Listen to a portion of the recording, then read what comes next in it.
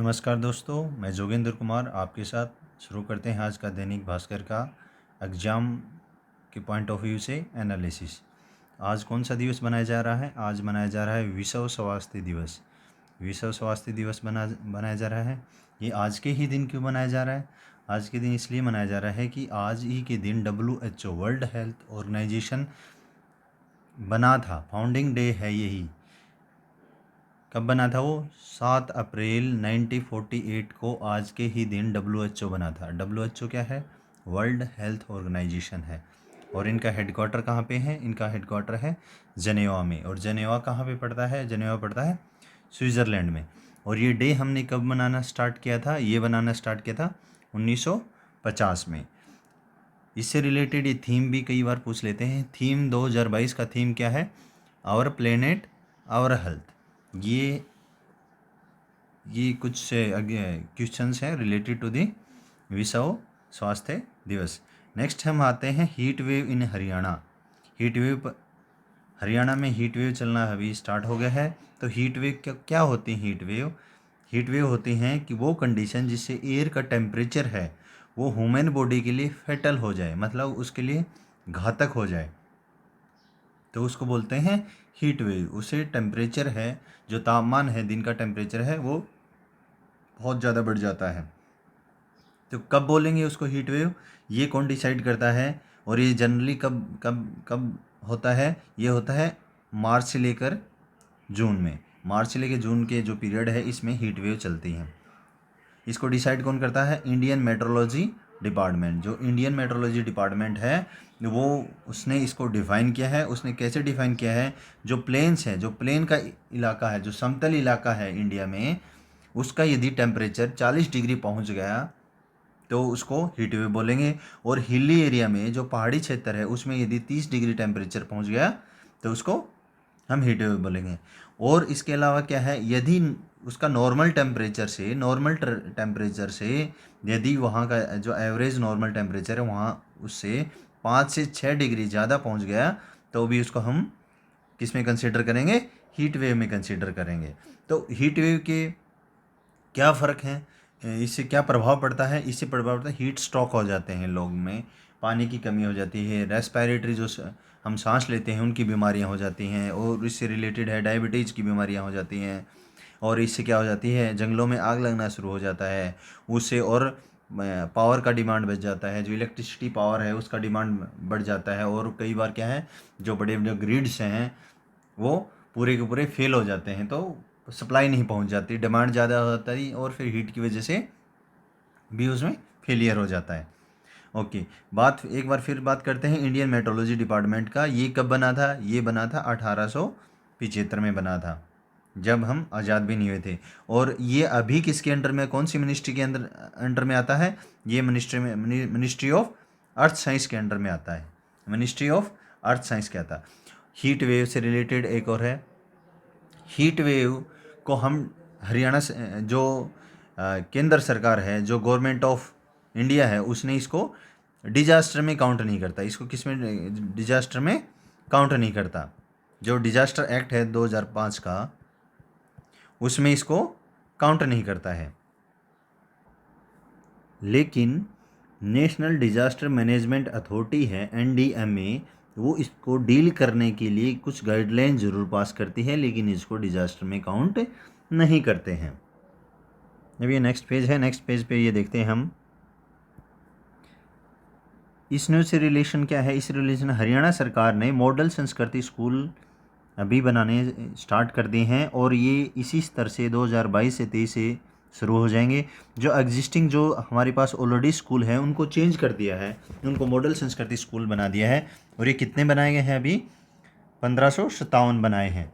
लेकिन इससे क्या होगा? ये लागू तो कर दिया, लेकिन जो एग्जिस्टिंग जो इंफ्रास्ट्रक्चर है, जो हमारे स्कूल की कंडीशन ऐसे नहीं है कि वो इसको लागू कर सके। दूसरे क्या है, ये हिंदी भाषी को नहीं लेंगे। जो हिंदी मीडियम वाले बच्चे हैं उनको परेशानी होगी कि इसका मीडियम केवल अंग्रेजी ही होगा, तो ये दिक्कत आ रही है उसमें। और क्या है, यदि किसी गांव में सिर्फ एक ही स्कूल है तो वो अभी उस गांव के स्कूल के बच्चे कहीं दूर जाना पड़ेगा उनको नज़दीक में शिक्षा प्राप्त नहीं होगी। इस रिलेटेड, इसमें एग्जाम से रिलेटेड है कि हमारा शिक्षा मंत्री अभी कौन है? शिक्षा मंत्री अभी है कंवर पाल गुर्जर। नेक्स्ट न्यूज़ है अग्निपथ। अग्निपथ क्या है? सरकार अग्निपथ भर्ती प्रवेश योजना लागू करने जा रही है। इसके तहत तीनों सेनाओं में युवाओं को 3 साल के लिए सैनिक के रूप में भर्ती किया जाएगा। इसे अग्निवीर कहा जाएगा। ये 3 साल के लिए संविदा सैनिक मतलब कॉन्ट्रैक्ट पे आपको 3 साल के लिए रखा जाएगा और 3 साल आप देश की सेवा दोगे, उसके बाद आप वहाँ से निकल जाओगे। तो इसके क्या है कि बहुत सारी अभी पद हैं वो खाली हैं, उनको भर देंगे। उसके बाद ये इसका और सरकार को क्या फ़ायदा होगा? सरकार को फ़ायदा होगा, उसको रिटायरमेंट लाभ, पेंशन के खर्चे बच जाएंगे। लेकिन एज ए एक्स सर्विस में होने के नाते मैं ये देखता हूँ कि ये इतना फार्मूला मेरे को फिट नज़र नहीं आ रहा है, क्योंकि 3 साल के बाद आप फिर से बेरोज़गार हो गए। बेरोज़गारी तो पहले से ही इंडिया में बहुत ज़्यादा बढ़ रही है। और ये अग्निपथ योजना कब बनी थी? इसका प्रोसेस में चला 2017 से ये प्रोसेस में चला था। नेक्स्ट हम देखते हैं बनारस में रहने वाले 126 साल के स्वामी शिवानंद ने हाल ही में राष्ट्रपति के हाथों पद्मश्री अलंकरण लिया। इनका एक बहुत ही अच्छा मंत्र है जो इन्होंने बताया है, no desire, no disease, no depression ही जीवन मंत्र। So you can follow this also in your life. Next हम देखते हैं एडीबी का अर्थव्यवस्था में 7.5 वृद्धि का अनुमान। एशिया डेवलपमेंट बैंक है, उसने हमारी जो अर्थव्यवस्था है उसमें चालू वित्त वर्ष में उसने कितने रहने का अनुमान लगाया है कि हमारा जो इंक्रीज रहेगा वो रहेगा 7.5, इतना हमारा इकोनॉमी रहेगी। तो देख लेते हैं। और आरबीआई में आरबीआई जो हमारा रिजर्व बैंक ऑफ इंडिया है उसने कितना प्रोजेक्शन किया था? उसने किया था 7.8। तो these are two some important facts. And next come to this ये एडीबी कब बना था? एडीबी बना 1966 में। इसका हेडक्वार्टर कहाँ पे है? इसका हेडक्वार्टर है मनीला में, जो कि फिलीपींस की राजधानी है। उसके बाद इसका फाउंडिंग मेंबर है वो इंडिया था। इंडिया भी इसमें जब ये बना था तो इंडिया भी इसका मेंबर था। और इसके वाइस प्रेसिडेंट अभी कौन है? वो इंडियन मूल के हैं जो एक्स इलेक्शन कमिश्नर थे, अशोक लावासा। और इसके प्रेसिडेंट अभी कौन है? इसके प्रेसिडेंट हैं अभी मसत्सुको असाकावा, ये जापान से हैं। और शेयर है इसमें, जैसे ये बैंक है और इसमें किस किस का कितना कितना शेयर है, तो सबसे ज़्यादा शेयर है जापान का, उसके बाद यूएसए का, उसके बाद चाइना, और इंडिया आता है 4th नंबर के ऊपर। नेक्स्ट आता है खिलाड़ियों की खुराक राशि में प्रतिदिन 150 रुपये बढ़ा दिए और अभी इनको कितने मिलेंगे? 400 रुपये मिलेंगे। तो ये कई बार ये एसएससी के एग्जाम्स में ये डायरेक्ट पूछ लेते हैं।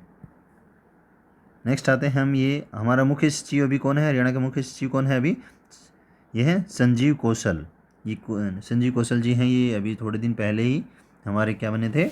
मुख्य सचिव बने थे। इसमें इतना ही रिलेटेड है। नेक्स्ट हम बात करते हैं ईडी का। ये जो ईडी का आजकल जैसे न्यूज़ में ईडी का जिक्र हो रहा था, ईडी क्या है? ईडी का फुल फॉर्म है इन्फोर्समेंट डायरेक्टरेट, इसका फुल फॉर्म है। और ये क्या है? ये है स्पेशलाइज्ड फाइनेंशियल इन्वेस्टिगेशन एजेंसी। जैसे सीबीआई है, सीबीआई क्रिमिनल या और कोई फ्रॉड में, फाइनेंशियल फ्रॉड में, ऐसे ये क्रिमिनल में इंटरनेशनल लेवल पे डील करती है। वैसे ही इंडिया में जो भी फाइनेंशियल इरेगुलरिटीज़ हैं, जो भी वित्तीय कोई चोरी कर रहा है तो उससे जो डील करेगा तो वो कौन करेगा? ED, enforcement directorate agency. और ये एजेंसी किसके अंडर में आती है? ये आती है डिपार्टमेंट ऑफ रेवेन्यू। और डिपार्टमेंट ऑफ रेवेन्यू किस मिनिस्ट्री के अंडर में आता है? ये डिपार्टमेंट है। डिपार्टमेंट छोटा होता है और मिनिस्ट्री बड़ी होती है। तो मिनिस्ट्री ऑफ फाइनेंस के अंडर में आता है डिपार्टमेंट ऑफ रेवेन्यू, और उसके अंडर में आती है ईडी, उसकी गाइडलाइन पे काम करती है। अभी देख लेते हैं ये बनी कब। पहले 1 मई 1956 को इन्फोर्समेंट यूनिट नाम से एक एजेंसी बनी थी। कौन से एक्ट के अंतर्गत बनी थी? फॉरेन एक्सचेंज रेगुलेशन एक्ट, फेरा 1947, इसके अंतर्गत एक यूनिट बनाई थी। वो बनी थी डिपार्टमेंट ऑफ अफेयर्स के, फाइनेंशियल अफेयर्स में, लेकिन बाद में चेंज होकर डिपार्टमेंट ऑफ रेवेन्यू में। अभी किस में है? ये डिपार्टमेंट ऑफ रेवेन्यू में है। उसके बाद इसका नाम चेंज कर दिया। नाम चेंज कब किया?